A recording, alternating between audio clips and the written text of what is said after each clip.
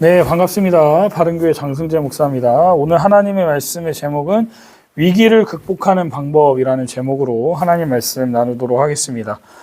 오늘 저희가 오늘 보는 본문은 사무엘상 28장부터 31장까지 나오는 다윗과 사울의 이야기를 통해 이 두 사람을 비교하며 우리가 좀 대조하면서 교훈을 얻고자 합니다. 왜냐하면 28장부터 31장까지의 내용이 다 연결되는 부분이기 때문에 다 살펴보기를 원합니다. 이스라엘과 블레셋의 전쟁으로 다윗과 사울이 각각 위기에 빠진 모습을 통해 두 사람이 각자의 위기 앞에서 어떻게 다른 대처를 하는지, 그 결과는 어떠했는지 계속해서 우리가 살펴보기 원하는데요. 오늘 본문 1절을 보시면 28장 1절을 보시면 그때로 시작합니다. 이 표현은 새로운 이야기의 시작을 알리는 관용구임을 알 수 있어요. 27장에서 소개한 다윗의 행동을 전제하며 새로운 이야기를 시작함을 알 수 있는 것이죠. 아기스는 다윗을 철저하게 신임했는지 다윗이 자신과 함께 이스라엘을 대적하여서 싸우기를 원한다라고 말합니다. 그동안 다윗이 말한 것을 그대로 받아들인 아기스의 입장에서는 충분히 가능한 일이었을 겁니다. 하지만 다윗의 입장에서는요, 매우 난처한 상황이 지금 벌어졌음을 알 수 있죠. 만약 아기스와 함께 이스라엘을 대적하면 어떻게 됩니까? 그동안 자신이 쌓아온 정치적인 공든탑이 무너져 내리게 될 겁니다. 그리고 다시는 고국으로 돌아가지 못할 거예요. 동족 죽이기를 꺼린다면 또 아기스에게 의심을 살 것이고, 그로 인해서 자기와 함께 있는 지금 600명이나 되는 사람들의 목숨도 위태로워질 수 있는 지금 매우 난처한 상황이었다는 것을 알 수 있습니다. 이런 상황에서 다윗은 시키는 대로 하겠다라는 애매모호한 말을 하는데요. 어떻게 하겠다라고 구체적으로 드러내는 대답을 하지 않았음을 알 수 있어요. 다윗의 대답에서 핵심은 그러면입니다. 이 낱말은 상대방의 말을 받아서 대답하는 표현인데요. 여기서는 아기스의 말 가운데 나와 함께를 가리키는 말을 받아서 다윗이 대답한 표현이겠죠. 그러자 아기스도 그러면으로 받음을 알 수 있습니다. 그러니까 아기스는 다윗이 할 일을 자기 뜻에 따라 동족을 죽이는 것으로 해석함을 알 수 있어요. 다윗이 그렇게 한다면 그를 영원히 내 머리를 지키는 자로 삼겠다라고 약속을 하는 겁니다. 그런데 반대로 나의 뜻대로 그렇게 하지 않았을 경우도 내포하는 경고임을 알 수 있어요. 이렇게 해서 다윗은 위기를 모면하게 됨을 알 수 있습니다. 지금 사울과 다윗 두 사람은요, 큰 위기에 처해 있음을 알 수 있습니다. 왜죠? 지금 아기스가 블레셋이 사울을, 이스라엘을 치려고 하기 때문인 거고, 그래서 사울에겐 위기인 거죠. 다윗에게는 동족들을 같이 지금 전쟁에 참여해서 죽일 것이냐 말 것이냐에 대한 위기를 지금 둘 다 위기의 지금 상황입니다. 사울과 다윗이 맞이한 위기는 그래서 리더십의 위기라 할 수 있습니다. 사울은 블레셋과의 전쟁을 앞둔 상황에서 자신이 무엇을 어떻게 해야 할지 몰랐음을 알 수 있어요. 처음에는 하나님께서 가르쳐 주신 방법대로 28장 6절에 사울이 여호와께 묻자오되 여호와께서 꿈으로도 우림으로도 선지자로도 그에게 대답하지 아니하심으로 라고 나옵니다. 그럼 하나님께서는 왜 사울에게 응답하시지 않으셨을까요? 사울은 항상 자신에게 어떤 위험이나 위기가 닥쳐올 때만 하나님을 이용하듯이 찾았기 때문입니다. 하나님께서 하지 말라고 경고하시고 돌이키라고 할 때는 전혀 말도 안 듣다가 본인이 필요할 때만 찾으니까 하나님께서 응답하실 이유가 없었다라는 거예요. 그 사실을 어떻게 알 수 있냐면 바로 그 다음 절에 사울의 행동을 통해 알 수 있습니다. 사무엘상 28장 7절에 사울이 그의 신하들에게 이르되 나를 위하여 누구를 지금 데리고 오라 그래요? 신접한 여인을 찾으라. 내가 그리로 가서 그에게 물으리라 하니 그의 신하들이 그에게 이르되 보소서 엔돌에 신접한 여인이 있나이다. 사울은 형식적으로 하나님을 찾은 것임을 보여주는 대목이 아닐 수 없다라는 거예요. 나름 이스라엘의 왕이고 유일신 하나님을 믿는 국가니까 백성들에게 하나님을 찾는 신용이라도 보여줘야 되지 않겠습니까? 마치 응답해주면 좋고 안 해주면 말고라는 식으로 지금 하나님을 업신 여기는 태도를 보여주고 있다라는 거예요. 이런 태도를 가진 사울에게 하나님이 응답하시겠습니까? 그리고 한술 더 떠서 사울은 문제를 해결하기 위해서 하나님께서 법으로 금해 놓으신 점쟁이를 찾아가는 일을 하고 그 점쟁이를 통해 자신이 블레셋과의 전쟁에서 어떻게 하면 이길 수 있는지에 대해 묻는 죄까지 범하게 된다는 거예요. 그렇다면 다윗은 사울과 같이 위급한 상황에서 어떻게 했을까요? 다윗이 경험한 위기도 사울의 위기에 비해서 결코 가볍지 않았습니다. 이 다윗과 600명의 군사들이 시글락에 돌아왔더니 성읍은 불타버렸고 아내와 자녀들은 아말렉에게 끌려간 상태였어요. 아말렉 족속이 다윗의 작전 기지를 공격한 이유는 다윗이 아말렉을 침략한 데에 대한 보복으로 다윗의 거주지를 침략했다라고 생각할 수 있습니다. 사무엘상 27장 8절과 9절을 보시면 다윗은 시글락에 거주한 지 얼마 지나지 않아서 아말렉을 공격했고 그곳에 있던 남자와 여자를 살려두지 않았음을 알 수 있어요. 그런데 시글락에 돌아와 보니 성읍은 불타고 있는데 자신들의 아내와 자녀들의 시체는 보이지 않는다라고 나옵니다. 아말렉 사람들이 이렇게 행동한 이유는 아마도 포로들을 가지고 다윗을 협박하고 타협의 협상 카드로 활용하기 위해서이거나 노예 시장에 팔아넘길 의도로 여인들을 주로 데리고 간 겁니다. 이런 아말렉의 행동은 하나님께서 율법에서 말하는 아주 중범죄였음을 출애굽기 21장 6절에 나와요. 그렇다면 하나님은 왜 갑자기 다윗의 일행들에게 이러한 비참한 일을 겪게 하신 걸까요? 그 이유는 다윗이 하나님 앞에 잘못한 사실을 깨닫게 하시기 위함이었다는 겁니다. 다윗과 그의 부하들은 자신들의 아내와 자녀들이 끌려간 것을 보고 큰 슬픔에 빠져서 울 기력이 없을 정도로 패닉 상태였다라고 3절부터 5절에 설명합니다. 다윗을 따르던 신하들은 왜 이런 일이 자신들에게 일어났는지 생각했을 겁니다. 다윗이 사울을 피해서 도망갈 곳이 없다고 자신들을 데리고 블레셋을 피신처로 선택했을 뿐만 아니라 블레셋을 통치하는 아기스 왕의 신임을 잃지 않기 위해서 동족인 이스라엘과의 전쟁을 하려고 했던 명령을 방금까지 수락해서 다녀온 게 아니겠습니까? 그때 하나님이 막지 않으셨다면 동족들과 싸우게 되는 죄를 범하는 일이 생길 거라고 다들 알았을 겁니다. 그러니 이 모든 건 다윗의 리더십 문제였다라는 것이 드러나게 된 겁니다. 다윗이 하나님께 올바르게 묻고 어떤 상황에서도 하나님이 싫어하시는 블레셋 진영에서 몸을 피신하지 않았더라면, 자신들을 바르게 이끌어 주었다면 내 아내와 자녀들을 잃게 되지 않았을 거라고 원망하고 다윗을 죽이려고 돌을 들고 죽이고자 하고 있었다라는 거예요. 다윗은 지금 사울 못지않게 두렵고 다급한 상황이었다라고 6절에 크게 다급하였다라는 진술을 통해 알 수 있습니다. 하나님은 다윗이 자신의 실수로 아말렉을 사용하심으로 잘못을 깨닫게 하시기 위해 이러한 일들이 일어나게 하셨음을 단번에 알아차리게 됩니다. 그렇습니다. 그 사람의 신앙이 믿음이 좋은지 좋지 않은지를 가장 명확하게 확인할 수 있는 순간은요, 바로 원망과 탄식과 불평을 할 수밖에 없는 절망적인 상황 속에서 하나님께서 왜 이런 상황을 허락하셨는지를 바르게 깨닫고 하나님께 회개하고 나아가 그분을 평소와 같이 의지함으로 새 힘을 얻고 용기를 얻느냐 얻지 못하느냐의 모습을 통해 저희들은 그 사람의 신앙을 확인할 수 있음을 오늘 다윗의 모습을 통해 알 수 있는 것 같아요. 물론 지금 다윗과 같이 다윗의 잘못을 통해 하나님의 특단의 조치로 잘못을 깨닫게 하시기 위한 수단으로 고난을 허락하시는 경우도 있습니다. 하지만 신앙생활을 잘하고 있음에도 아브라함과 같이 이삭을 번제물로 바치라고 하시는 우리의 믿음을 시험하시기 위한 테스트를 허락하실 때도 있는 것이 사실입니다. 바라는 것은 우리 성도님들과 저는 어떤 참담한 현실을 마주한다 할지라도 그곳에서 주저앉지 않고 하나님께 간구하고 응답을 받기 위해 하나님을 의지하는 참된 신앙인들이 되시기를 바랍니다. 이렇듯 사울과 다윗의 이 둘의 반응과 행동은 철저하게 다름을 보여줘요.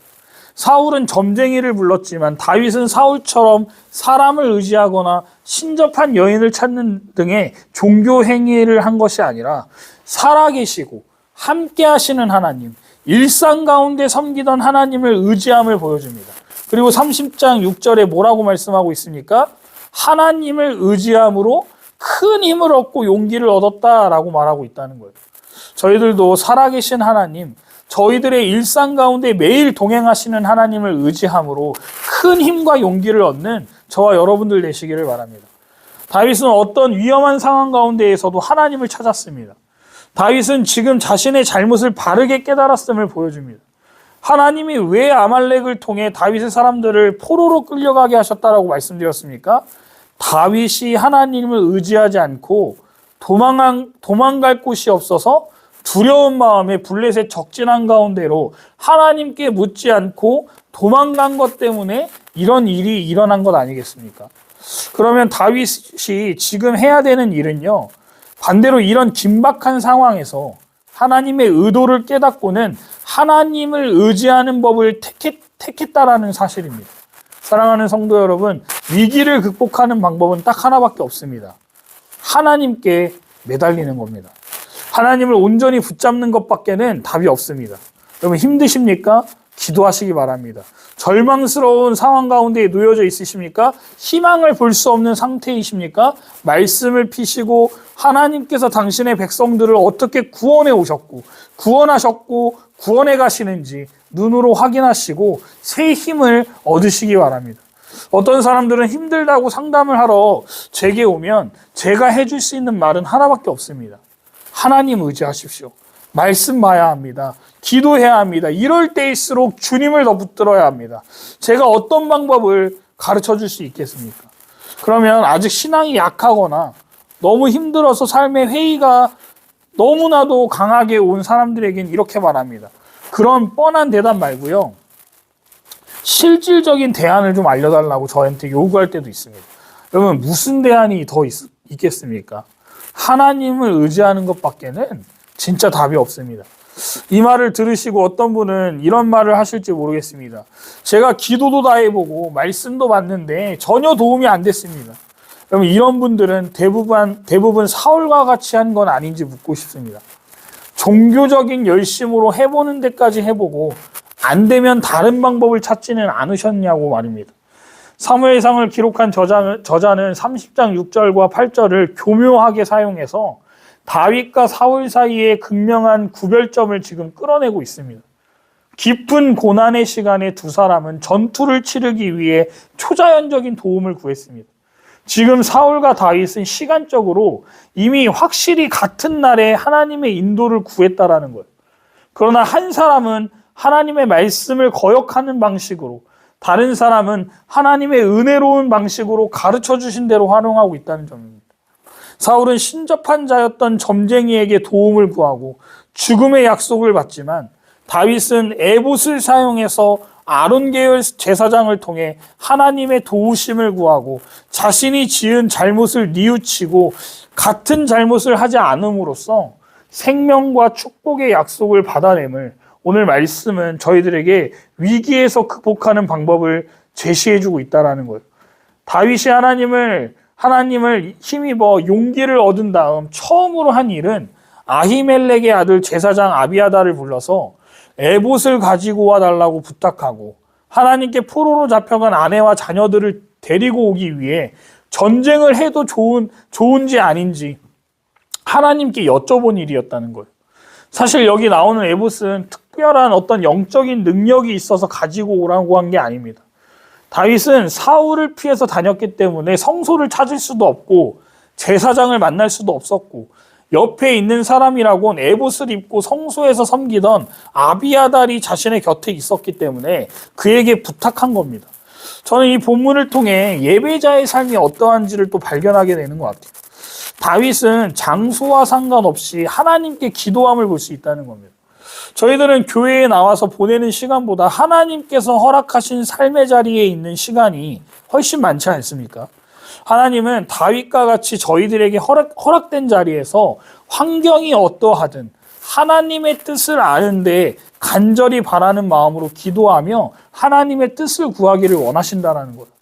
그때 하나님은 응답하심을 보여주십니다. 왜냐하면 다윗의 마음의 중심이 하나님을 향한 간절한 부르짖음이었음을 아셨기 때문입니다. 다윗은 하나님의 응답이 떨어지자마자 즉시 아말렉 사람들을 추격하러 갑니다. 이게 바로 믿음이 있는 자와 없는 자의 차이인 겁니다. 다윗은 하나님이 궁극적으로 선한 길로 인도하실 것을 믿었기 때문에 극한 슬픔과 위기 속에서도 소망을 잃지 않고 하나님께 응답을 구했고 용기를 얻어서 문제를 해결하기 위해 움직였다라는 거예요. 다윗과 다윗의 군대는요, 아말렉을 쫓기 위해서 이 부솔이라고 하는 곳에 도착합니다. 부솔 시내는 다윗이 있던 시글락보다 약 24km 지점에 위치한 곳이었기 때문에 그곳을 쉬지 않고 아말렉을 쫓았기에 매우 피곤했을 거예요. 상황이 이렇다 보니까 탈진한 자 200명이 생겨나게 됐고 400명만 거느리고 다윗은 다시 추격하게 됩니다. 다윗은 블레셋과의 전투에서 금식을 선포했었던 사울과의 모습과는 전혀 다른 모습을 보여줘요. 다른 200명처럼 남은 400명의 군사들도 괜찮은 상태는 아니었을 겁니다.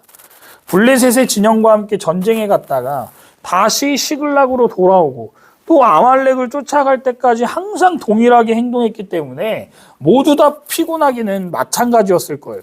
그렇다고 해서 조금 피곤하다고 600명 가운데 200명씩이나 뒤에 머물게 할 형편은 절대 아니었습니다. 아말렉 족속 군대 수는요 1000명을 넘는 것으로 30장 17절을 통해 추측할 수 있습니다.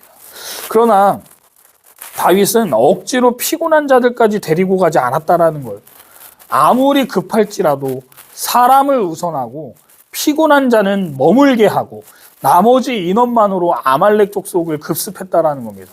그럼 어떻게 이런 선택을 내릴 수 있냐라는 겁니다.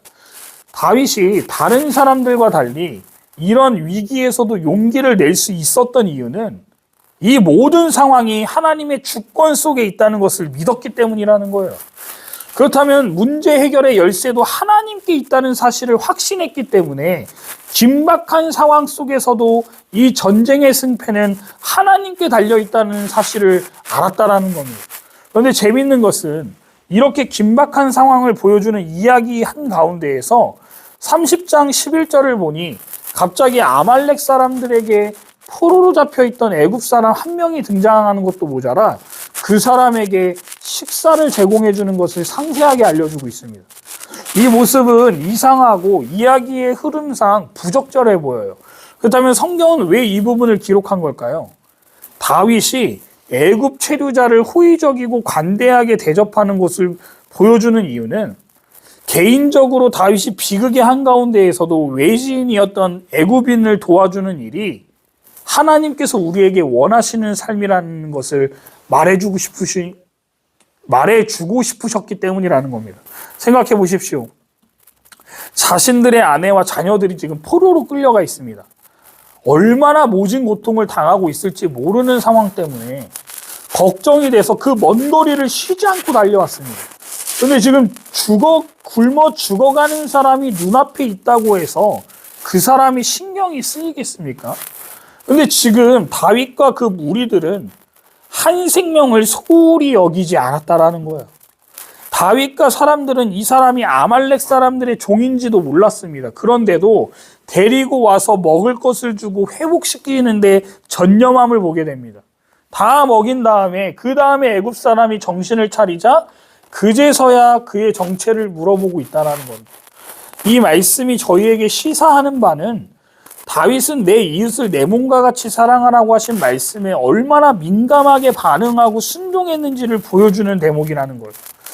다윗은 하나님께 기도했고 그분의 응답을 받았고 은혜를 입은 사람이었습니다. 사랑하는 성도 여러분, 저희들도 하나님께서 다윗과 같은 은혜를 베풀어서 입은 사람들 아니겠습니까? 저희들 삶 가운데 다윗과 같이 어렵고 힘든 상황이 온다면 저와 여러분들은 굶어 죽어가는 사람이 눈에 들어올 때 그 사람을 챙기실 수 있겠습니까? 어떤 사람에게 도움을 요청할 때, 혹은 함께 어떤 일을 같이 하고자 할 때, 그것이 자신에게 이득이 되지 않는 일이라고 판단이 되면 예의 있게 거절하는 공통된 대사가 있죠. 제가 지금은 여유가 없어서요. 여유가 생기면 꼭 할게요. 죄송합니다라고 말입니다. 하나님은 당신에게 받은 사랑을 다른 사람에게 흘려보내기를 원하신다는 겁니다. 그 사랑을 전해야 하는 사명을 삶으로 몸소 보여주는 오늘이 되시기를 바랍니다. 하나님의 말씀에 순종하여서 굶주린 자에게 자비를 베품으로써 다윗은 이 애굽 사람을 통해 시글락을 공격하고 자신들의 아내와 자녀들을 포로로 잡아간 군대를 쉽게 찾을 수 있었다라는 거예요. 이처럼 하나님은 약한 자를 긍휼히 여기는 의인과 함께 하시고 궁극적으로는 승리하게 하시는 하나님을 발견하게 된다는 겁니다. 이렇듯 하나님은 이렇게 저희들이 예상하지 못하는 손길로 우리를 도우시고 인도하시는 하나님이심을 지금 보여주고 계신다는 것. 다윗은 사울과 다르게 매 순간 하나님을 의식했습니다. 어떤 상황에서도 진실한 경건 생활을 유지하는 데 힘썼습니다. 또한 하나님의 말씀에 입각하여 긍휼을 받은 자로서 긍휼을 행한 사람이었다는 거예요. 저희들도 살아계신 하나님과 동행하며 그분의 도우심을 누리시기 원하신다면 어떤 위기의 순간에도 사울과 같이 사람의 방식으로 처리하는 것이 아니라 하나님께 묻고 기도하며 말씀을 따라 사는 삶을 살기 위해 끝까지 노력하는 저희들 모두 되시기를 바랍니다. 마지막으로 한 방송에서 유재석 씨가 했던 유명한 명언을 소개해드리고 말씀을 마치고자 합니다. 진짜 위기는 뭔지 아십니까? 위기인데도 불구하고 위기인 것을 모르는 것이 진짜 위기입니다. 그것보다 더 큰 위기는 무엇인지 아십니까? 위기인 걸 알면서도 아무것도 하지 않는 것이 바로 더 큰 위기입니다. 그리고 위기인 걸 알면서 아무것도 하지 않으면서 나 혼자 살려고 하는 것, 그것이 우리에게 닥친 가장 큰 재앙이자 절대 해서는 안 되는 일이 바로 그겁니다. 사랑하는 성도 여러분, 진짜 위기는 예수 그리스도께서 나와 함께하고 계시고 동행하고 계신다는 사실을 모르고 그분을 의지하지 않으면서 나 혼자 어떻게든 살려고 하는 것, 이것이 가장 큰 재앙이자 절대 해서는 안 되는 것임을 기억하시기 바랍니다. 다윗과 같이 하나님을 신뢰하여 그분의 힘과 용기를 얻어 살아가는 저와 여러분들 되시기를 주님의 이름으로 축원드립니다.